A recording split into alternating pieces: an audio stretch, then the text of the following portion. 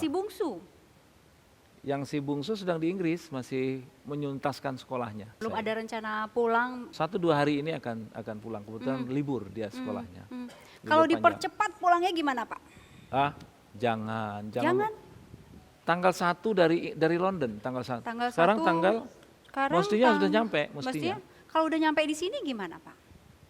Ya harusnya udah nyampe, tapi nggak Harusnya udah mungkin nyampe. ke sini lah. Nggak mungkin Mesti ke pulang sini. Bawa pisang lagi tanggal Pak. 2. Ini bawa pisang buat Bapak. Nah, Boleh tengok Pak sedikit aja, tengok aja. hah? Tengok aja. Izin.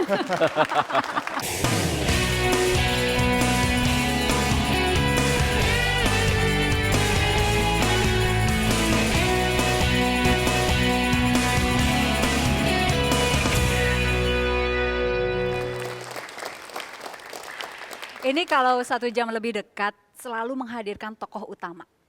Saya ingin mungkin kamera agak lebih melebar gitu ya. Ini memperlihatkan tokoh utamanya kalau dari belakang pasti udah bisa ketebak. Pasti, nggak usah tebak-tebakan lagi. Boleh kalau dilihat dari rambutnya, putihnya sudah tahu begitu, boleh putar Pak. Ke depan Pak, kita putar Pak. Sudah tertebak kan, Bapak Hatta Rajasa. Gampang ditebak. Bapak silakan langsung ke sofa Pak. Gampang ditebak Mbak Indi. Iya. Sebetulnya nggak perlu ngelihat ke belakang, dilihat dari rambutnya udah tahu. Dari rambutnya udah ketahuan. Bapak, walaupun rambut Bapak ini sudah spesifik begitu ya, ada yang mengatakan rambut silver, rambut perak Ada begitu yang ya? dibilang silver hair, ada Silver yang hair. macam-macam. Macam-macam, oke. Rambut putih, iya. Tapi seberapa, silakan Pak, seberapa percaya diri Bapak kalau Bapak sudah diketahui oleh masyarakat? Iya, percaya diri. Ditahan dulu, Iya. karena kami punya bukti-buktinya dulu. Ini suara masyarakat ketika ditanyakan mengenai sosok Bapak ya. Ada Baik, cuplikannya berikut. Baik. Hatta Rajasa yang pernah saya dengar. Saya tahu tapi nggak kenal. Soalnya Hatta Rajasa tuh kurang muncul di masyarakat. Hatta Rajasa kurang tahu. Enggak asing, cuma aku kurang mengikuti kalau beritanya beliau. Ya, saya rasa layak ya. Dia sebagai sosok pemimpin untuk di masa depan kita itu untuk generasi yang akan datang. Sosok figur Pak Hatta Rajasa memang sampai lapisan bawah pun kenal dengan beliau. Jarang kelihatan di TV sih Hatta Rajasa. Tapi gue taunya dia menteri di kabinet SBY. Beliau orang yang cukup kompeten ya, saya pikir hampir semua masyarakat mengenal beliau lah. Hanya sedikit Pak, nggak bisa Iya, semua iya, masyarakat iya, Indonesia ditanya satu-satu gitu. Tapi gambarnya seperti itu, ada komentar? Iya, saya kira apa yang disampaikan itu adalah murni dari pendapat mereka tanpa pengaruh apa-apa. Dan saya kira itu merefleksikan kira-kira masyarakat kita seperti itu melihat. Itu suara masyarakat ya Pak ya? Iya, betul. Baik. Sekarang mari kita mengenal lebih dekat ya Hatta Rajasa melalui profil berikut ini. Insinyur Muhammad Hatta Rajasa adalah Menteri Koordinator Bidang Perekonomian Indonesia sejak 22 Oktober tahun 2009.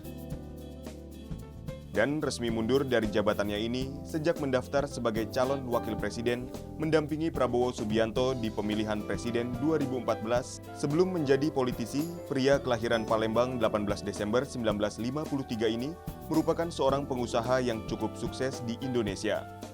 Perannya yang menonjol sebagai Ketua Fraksi Amanat Reformasi tahun 1999 hingga 2000 mengantarkannya menjadi Sekjen Partai Amanat Nasional. Di lembaga legislatif itu, Hatta terpilih menjadi Ketua Fraksi Reformasi DPR. Sikap profesional dan konsentrasi penuh membuat kinerjanya menonjol dalam lobi politik.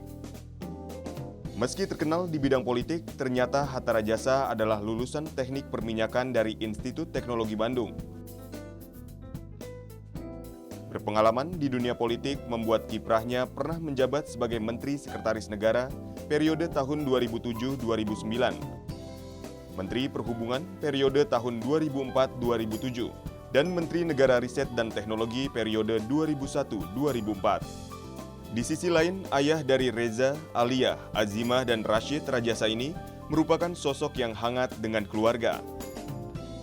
Sebelum resmi maju menjadi cawapres mendampingi Prabowo, besan dari Presiden Susilo Bambang Yudhoyono ini merupakan bakal calon presiden Partai Amanat Nasional dalam pemilu 2014. Lengkap ya Pak? Lengkap banget Bapak DPR, pernah di partai juga menjadi Menristek, kemudian Menko, dan sekarang Belum. menjadi calon wakil presiden. Presiden. Dari semua ini Pak, mana yang paling bikin capek? Saya kira semua memiliki challenge tersendiri dan memiliki dinamika sendiri. Namun kalau saya boleh jujur mengatakan bahwa the hardest time in my life adalah atau yang paling masa-masa yang sungguh berat saya hadapi ketika saya menjadi Menteri Perhubungan.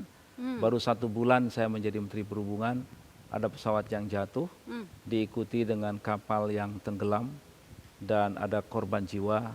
Di situ saya betul-betul menangis dan memohon kepada Allah kira-kira diberikan jalan untuk memperbaiki situasi transportasi di tanah air kita. Malam ini kami akan sedikit mencuplik beberapa artikel yang mungkin bisa kita konfirmasi langsung ke Pak Hatta ya. Baik, baik. Artikel yang pertama, betul enggaknya nih, saya harus konfirmasi dulu nih ke Pak Hatta. Ada berita mengenai Hatta doakan Prabowo rujuk dengan Titi. Saya tidak tahu, rasanya saya tidak pernah membicarakan itu, dan dalam kesempatan apa saya bicara itu saya belum Masih ketemu. belum Ketemu, ingat. iya. Baik. Akan tetapi untuk sesuatu yang baik saya selalu mendoakan siapapun untuk sebuah kebaikan. Baik, ini ada organisasi sayap dari PAN, Puan, Pak, siap satukan Prabowo dan Titik Soeharto. Bapak setuju? Atau untuk sesuatu yang baik kembali lagi oke? Ya saya tentu menurut saya kalau urusan keluarga yang sangat privacy ya, tidak baik juga kalau dibawa ke wilayah publik kemudian menjadi pembahasan, apalagi masuk ke wilayah politik. Saya kira kurang pas menurut pandangan saya, apalagi dikaitkan dengan budaya, adat istiadat dan karakter bangsa Indonesia. Tentu tidak begitu caranya, ya tidak begitu, kurang pas cara-cara secara terekspos vulgar seperti itu. Baik. Bagaimana komentar Bapak mengenai sosok Pak Jokowi dan Pak JK? Pak Jokowi dulu deh. Ya, saya khawatir. Mari kita lihat. SBY restui Prabowo Hatta maju dalam Pilpres. Behind the scene-nya tuh Pak. Sampai Pak SBY memberikan restu itu, ada cerita nggak Pak di balik itu? Iya, saya kira sebagai seorang presiden itu beliau tentu akan merestui siapapun menterinya atau siapapun warga negara Indonesia yang akan maju untuk menjadi presiden. Ketika saya menyampaikan ingin maju, baru 1 kali, yaitu ketika saya mengatakan kepada presiden saya ingin maju sebagai cawapres berpasangan dengan Pak Prabowo. Penasaran kemudian, perbincangan itu akrab, ringan, tegang, deg-degan atau gimana gitu Pak? Dan kemudian jawaban Pak Presiden apa waktu itu? Iya, saya selalu membedakan antara hubungan saya dengan Pak Presiden, hubungan keluarga dan hubungan saya sebagai seorang menteri, tentu saya bawahan Presiden. Dan selalu dalam hal itu saya sangat profesional, sebagai bawahan Presiden saya tahu apa yang harus saya lakukan. Tapi dalam hubungan keluarga tentu lain lagi dan tidak akan pernah ada campur aduk. Apalagi hubungan kekeluargaan mengintervensi atau mempengaruhi ya keputusan-keputusan ataupun apapun yang berkaitan dengan pekerjaan. Kita bergerak ke artikel yang kelima ya. Ini sudah lekat di Partai Amanat Nasional. Bahkan ada yang memplesetkan singkatannya menjadi Partai Artis Nasional, Pak. Pertama memang yang mengajak artis untuk bergabung di dalam partai yang cukup masif pada saat itu PAN, tapi kemudian diikuti oleh partai-partai yang lain. Mengenai sebutan Partai Artis Nasional, Bapak ada komentar? Iya, saya kira tidak pas kalau dikatakan atau istilah Partai Artis Nasional itu satu plesetan yang tidak tepat, bahwa kita harus memberikan kesempatan kepada setiap anak bangsa kita, apakah latar belakangnya buruh, seniman, artis, atau apapun yang mereka sungguh memiliki minat dan memiliki kemampuan untuk masuk ke dunia politik, maka kita harus memberikan kesempatan kepada saudara-saudara kita yang memang sungguh berminat dan memiliki katakanlah kemampuan untuk itu. PAN kebetulan membuka 30% yang bukan kader untuk mereka diberi kesempatan.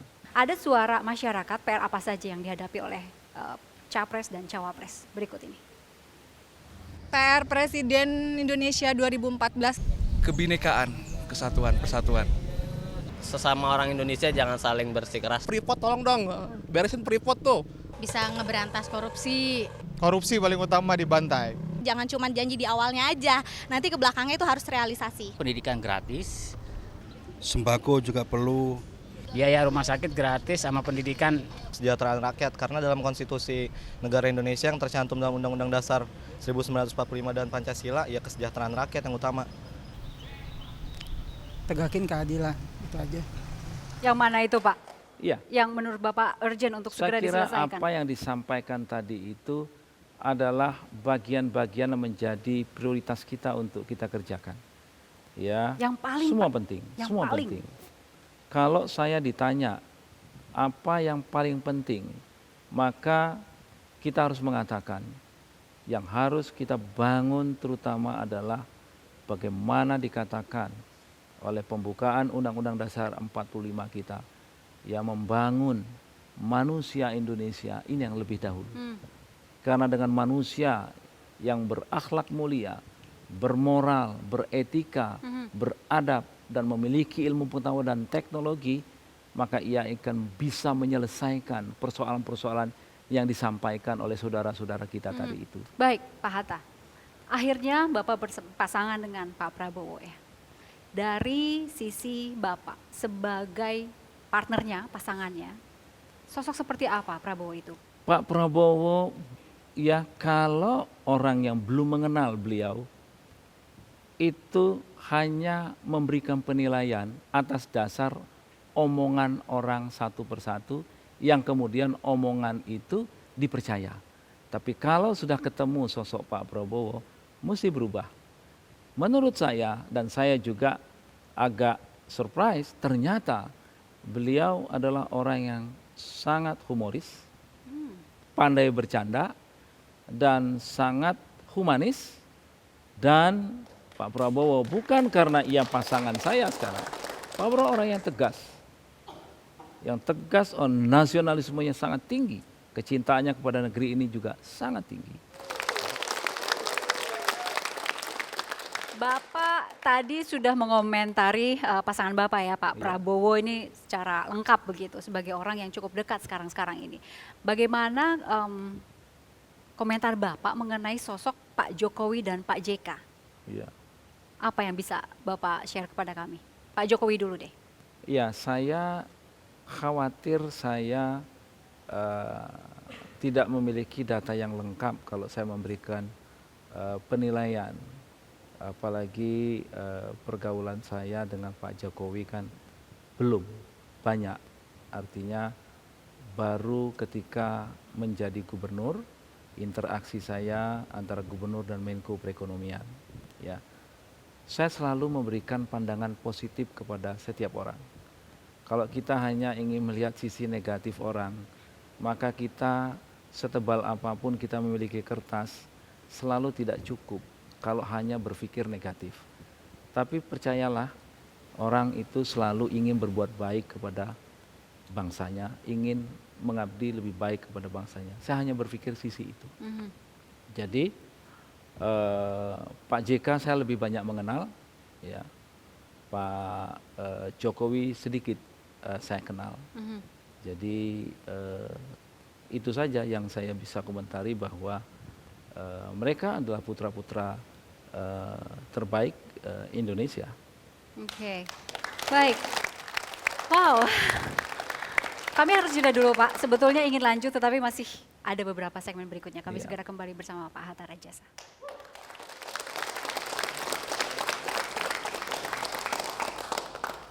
Selesai itu saya sholat, saya meraung menangis, itulah barangkali tangisan saya yang paling keras.